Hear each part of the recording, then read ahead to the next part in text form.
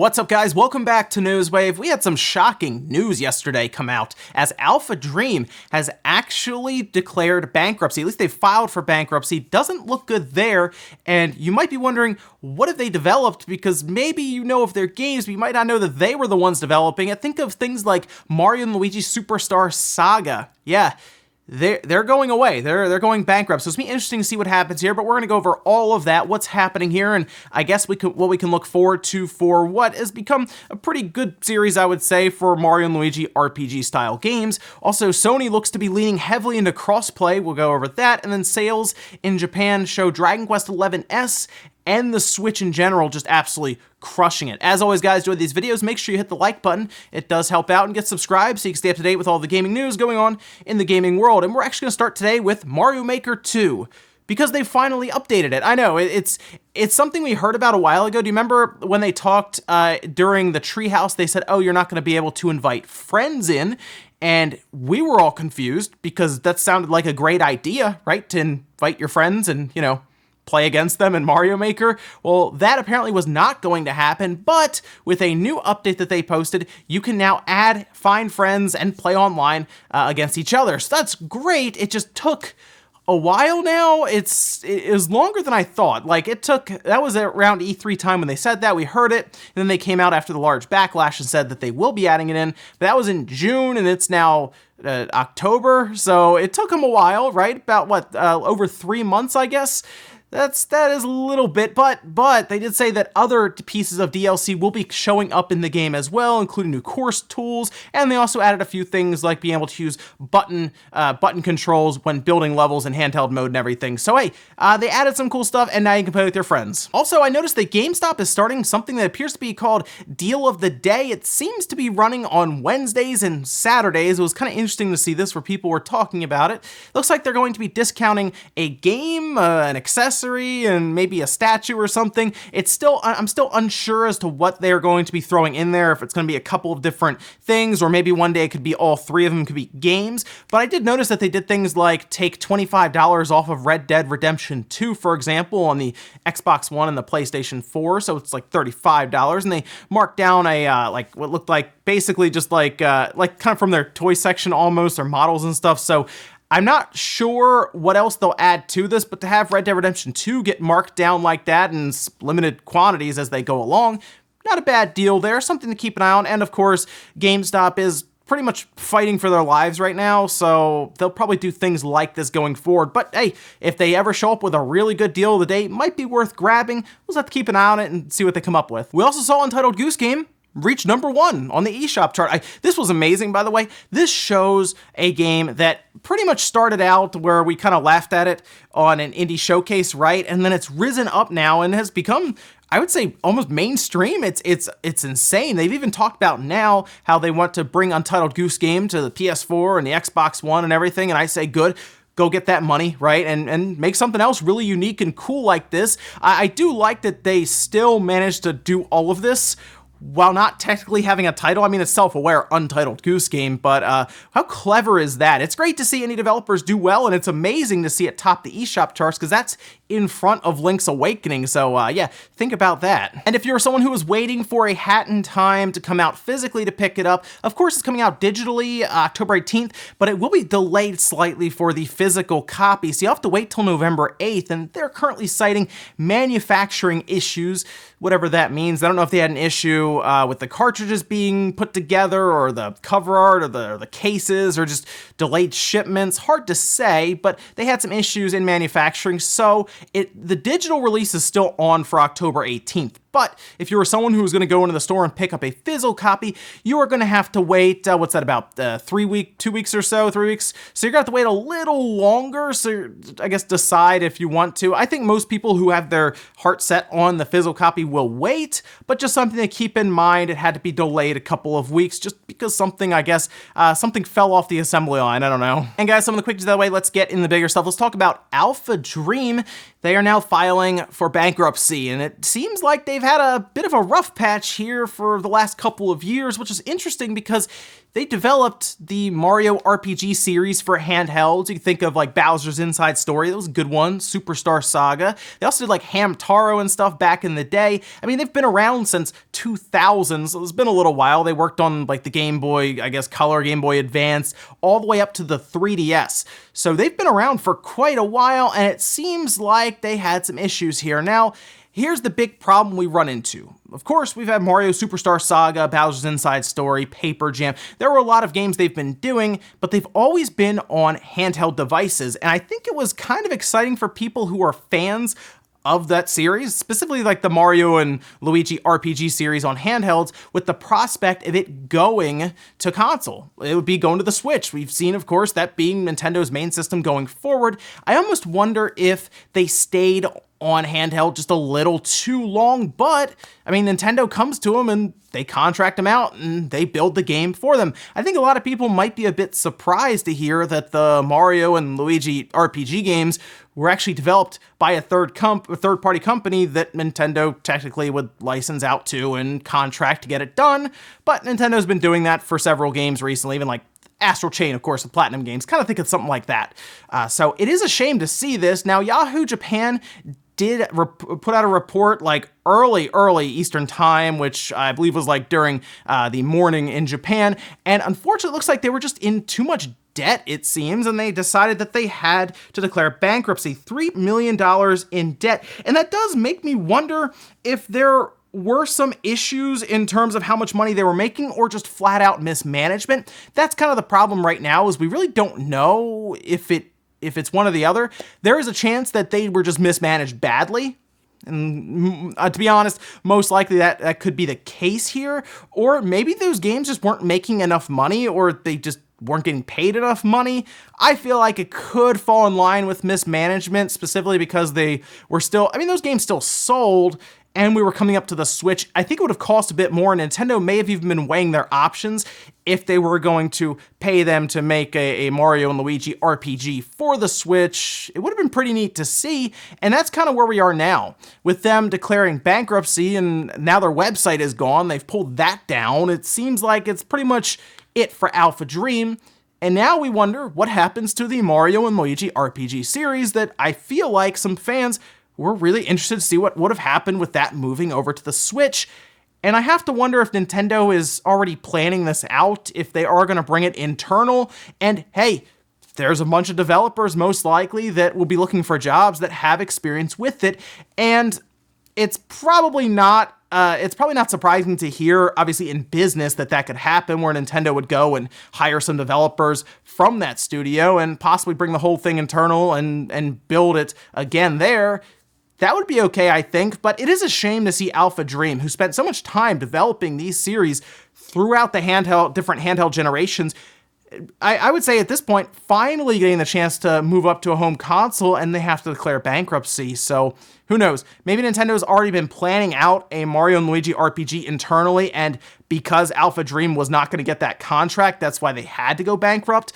But a developer that's been around, studio that's been around since 2000, now going away. Next up, let's talk about Sony, the PlayStation, and crossplay, which has been a hot button topic for a while now, right? Since the whole Fortnite situation where they were locking down entire accounts and it was all back and forth. Eventually that got opened up, Rocket League got opened up, and it seemed like Sony has been more receptive, even saying that they were going into a beta phase for developers to try out crossplay and I guess converse with them and they figure it all out. Well, it looks like that beta phase is over, and it is now completely open to developers to use it how they would like, and it seems that Call of Duty is going to be one of the first games to really, exit that cross-play beta, as Call of Duty has some big plans right now for cross-play in general between PC and consoles and everything, so it looks like that is going to be a game that is going to use all systems pretty much all together at that point. I guess there are probably ways to turn it all off and everything, but what's interesting about this is Jim Ryan talked to Wired,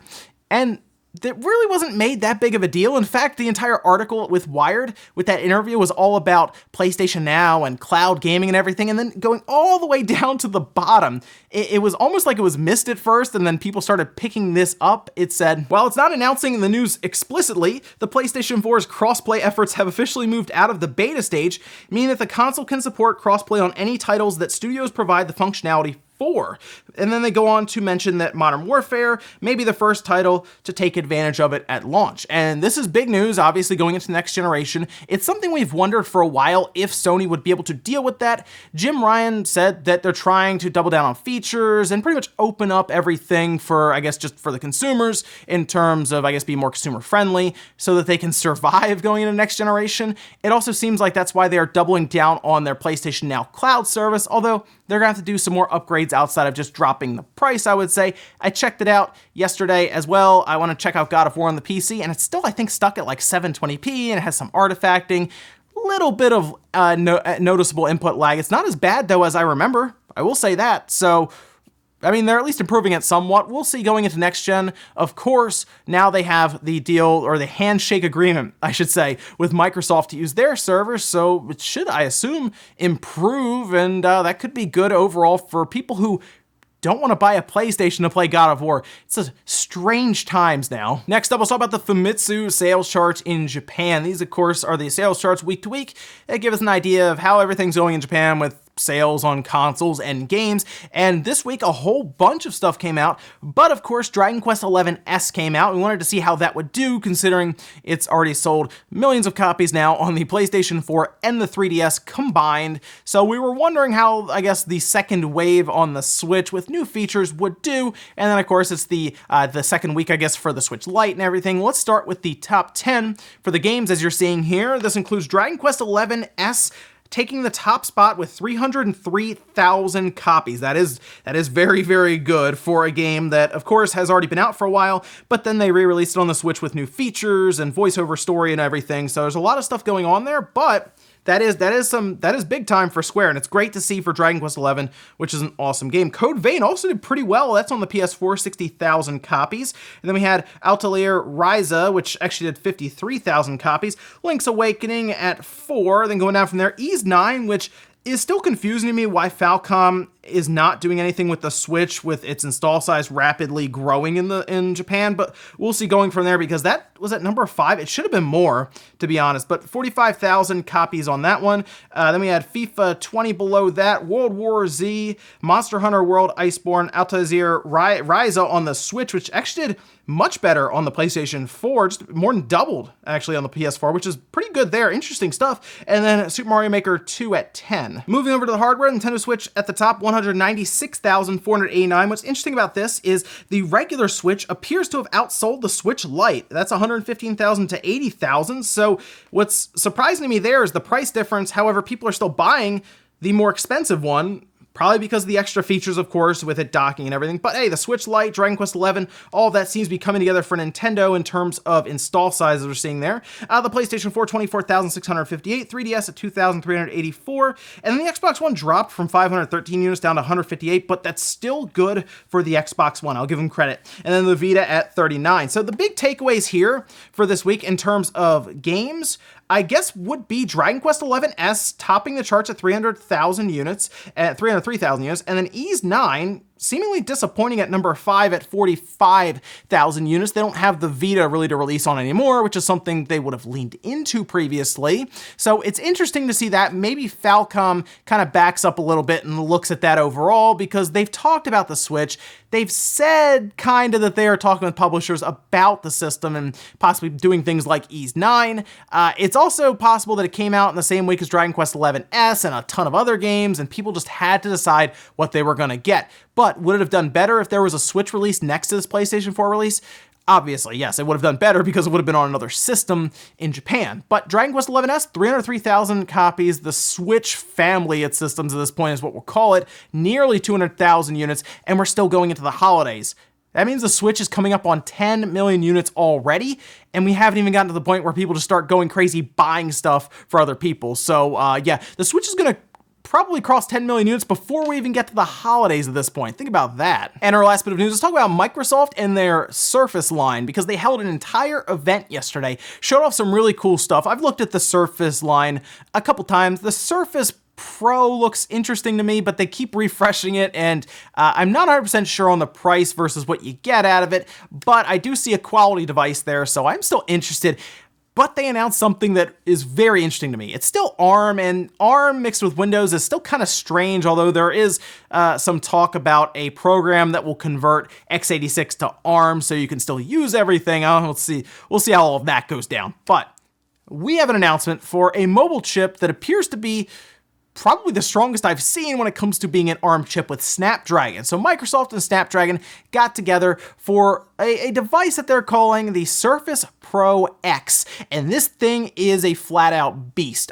Seriously, this is insane. It's gonna start. We'll start right away. It's gonna start at $1,000. This thing isn't cheap, but it gives us a bit of a window into, I guess, the future of mobile chips going forward. We of course saw the iPad Pro specifically call out the Xbox One S as it being more powerful.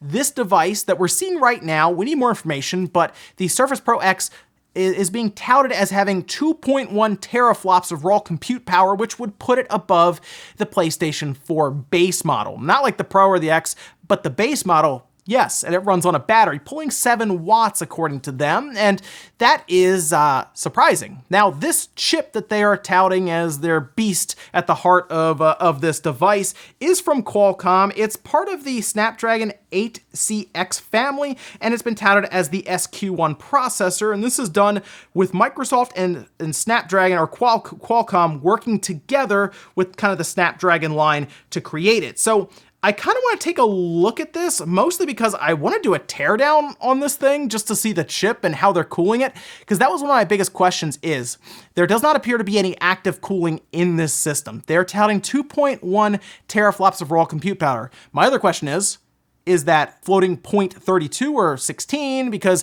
you can, of course, fudge the numbers a little bit that way, but if it's ARM, maybe it is floating point 16, and really we're just seeing something that's half as powerful as the PlayStation 4 base, or maybe it's the full-on floating point 32.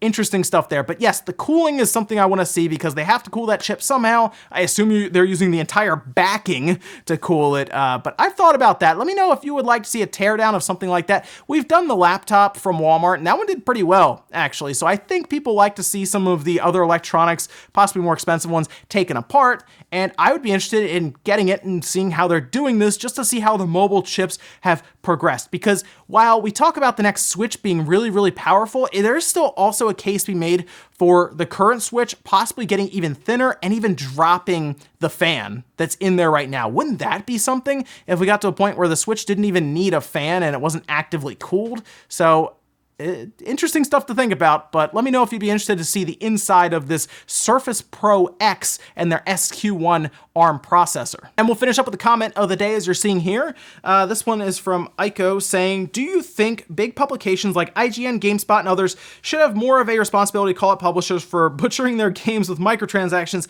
and tackling issues like in-game gambling and loot boxes? I strongly believe if they did, developers might listen, given they are speaking to such a massive audience. I think overall, the way that people should respond to these things is to not buy the game, but I know a lot of people aren't as plugged in, and they just want to buy FIFA, they just want to buy Call of Duty, they want to buy Madden, and that's it. They want to buy like 2 or 3 games a year, and I get that, and that's fine. But I do think the most powerful way to really talk to these companies is to not buy the game, like, collectively, so that they feel like they're getting hit in the wallet, right? I mean, it took Disney coming over and kind of smacking around EA when it came to Battlefront 2, and I do get your point here, because there are times where I've read reviews from bigger outlets, and I go, well, that's weird, because I know this game has a ton of microtransactions. Why are they mentioning it? But then I've also seen some where they just flat out attack the microtransactions. So it does depend on who's reviewing it and their own viewpoints, I would say, on the whole idea of in-game monetization beyond the initial 60, and I'm not a big fan of it. So when I review some of the games, if it is there, it's getting pointed out badly. But we've also seen cases where some publishers and developers try to get around that, with Black Ops 4, for example, adding it months later. So yes, I think if it's there, like Ghost Recon, for example, great example. Yeah, all of the reviewers should be calling that game out badly. But yeah, that's kind of where I am with that. It comes down to us not buying the game, essentially, to try to send a message. Ladies and gentlemen, let's go do here for Newswave. Enjoyed this video, guys. The like button really helps out. If not, hit the dislike. Leave comments down below about everything we talked about today, whether it's AlphaDream going bankrupt. What do you think about that situation? And what do you think the future is for Mario and Luigi RPG going forward? I would have liked to have seen it make that transition to home consoles with the Switch, but I hope it's something Nintendo doesn't forget about and just kind of leave it inside of Nintendo locked up for good. Also, let me know what you think about that SQ1 processor from Microsoft and Qualcomm. You think that can give us a little bit of an idea as to where we're going with something like Nvidia and Nintendo? And then also about Dragon Quest XI S topping the charts. Did you get it? Let me know about that too. Thanks guys for watching, and I'll see you next time.